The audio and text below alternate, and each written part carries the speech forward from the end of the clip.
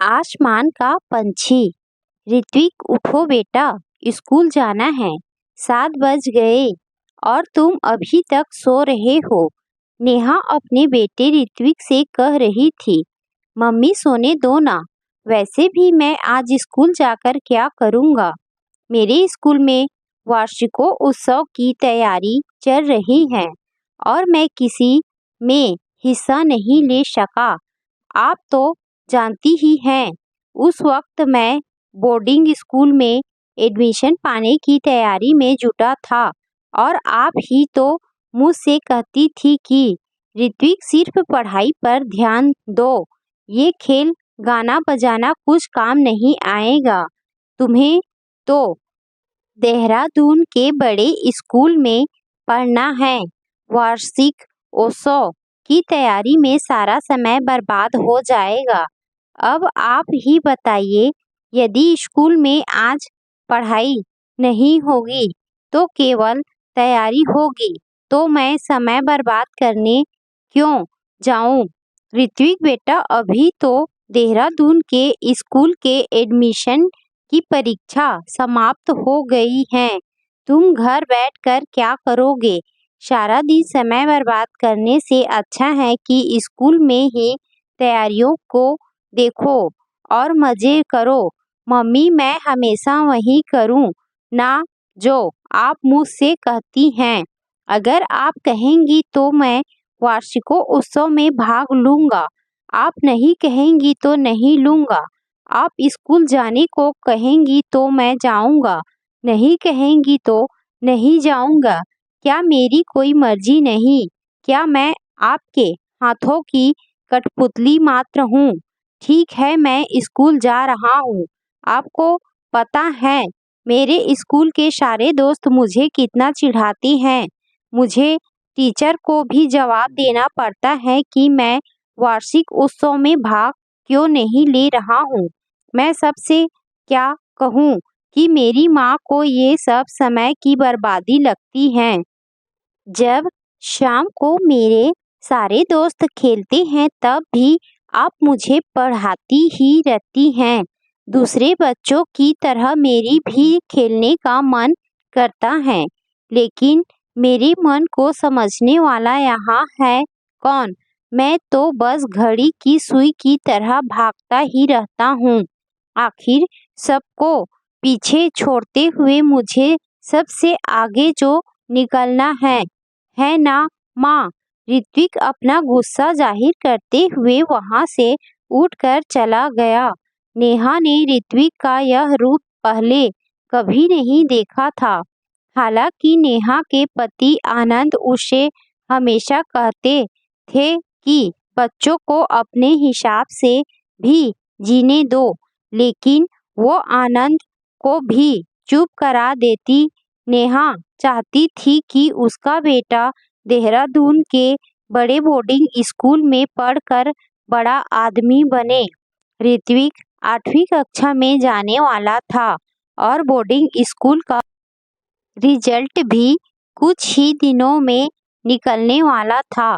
नेहा तो समझती थी कि वो कितनी जिम्मेदार माँ है, हर वक्त अपने बेटे का भविष्य बनाने में लगी रहती हैं।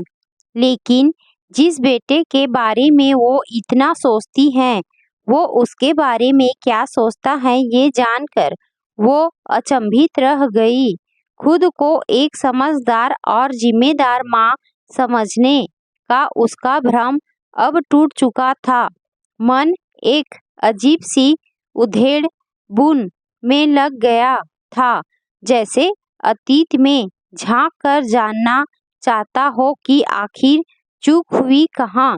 नेहा को जब किसी उलझन का कोई हल नहीं सूझता तो वो अकेले बाहर बालकनी में बैठ जाती हैं। आज भी उसने वही किया। बुझे मन से वो आसमान की तरफ देखने लगी। तभी उसकी नज़र सामने एक पेड़ पर पड़ी। उस पेड़ पर कुछ पंछी उछल कूद रहे थे। कभी वो इस डाली पर बैठते तो कभी उस पर। उनकी हरकतों से साफ जाहिर हो रहा था कि वो बहुत खुश हैं। नेहा सोचने लगी, क्या उसने कभी ऋत्विक को ऐसा स्वच्छंद उन्मुक्त बचपन दिया है। बचपन की ऐसी तमाम नादानियां करने दी हैं जो हर बच्चे का पहला अधिकार होता है। सोचते हुए नेहा की आंखें भर आई। उसे याद आया कि कैसे ऋत्विक बाकी सभी बच्चों की तरह बारिश में बाहर आंगन में भीगने की जिद करता, पर नेहा हमेशा यह दलील देकर उसे चुप करा देती कि भीगने से सर्दी लग जाएगी। लेकिन ना भीगने से क्या ऋत्विक को कभी सर्दी नहीं लगी। फिर उसकी नज़र घर के नीचे पानी में बहती कागज की नाव पर पड़ी, जो हिलती डुलती मजे से पानी में बहे जा रही थी और उसे देख बच्चे खुश हो रहे थे। वैसे भी बेमौसम बरसात में बच्चे और भी झूम उठते थे। एक बार फिर नेहा को कुछ पुरानी बातें याद आ गई। ऋत्विक भी जब इतना बड़ा था तो एक दिन स्कूल से आया और कागज की नाव बनाने लगा, मगर उससे वो बन नहीं पा रही थी। जब नेहा ने यह देखा तो उससे कहा, बेटा, इस कागज की नाव के लिए तुम इतने परेशान हो रहे हो, इससे क्या होगा। तुम्हें तो बहुत बड़ा इंजीनियर बनना है। तुम तो बड़े बड़े जहाज बनाओगे। इस कागज के जहाज से क्या करना। चलो खाना खा लो। नहीं मम्मी, मैं कागज की नाव ही बनाऊंगा। मैं बड़ा जहाज नहीं बनाऊंगा। मैं इसे बनाकर मिट्टू और बंटी के साथ शाम को पानी में बहाऊंगा। फिर हम लोग देखेंगे कि किसकी नाव आगे जाती है। अरे, नाव की रेस जीत कर क्या करोगे। चलो चुपचाप खाना खाओ और पढ़ने के लिए बैठो। कहते हुए नेहा ने उसकी टेढ़ी मेढ़ी नाव को फाड़कर फेंक दिया। नेहा की इस हरकत पर ऋत्विक फूट फूट कर रोने लगा, लेकिन उसका दिल नहीं पसीजा। वो उसे डाइनिंग टेबल पर ले गई और चुपचाप खाना खाने को कहा। ऋत्विक रोता रहा और नेहा उसके मुंह में खाना ठूसती रही। नेहा को याद आया कि उसने कभी ऋत्विक को कहीं अकेले नहीं जाने दिया। जब उसके सभी दोस्त बर्थडे पार्टी में जाते और वो भी जाने की जिद करता तो नेहा साफ मना कर देती। उसे लगता कि कोई बच्चा उसे गिरा न दे, उसे कहीं चोट न लग जाए।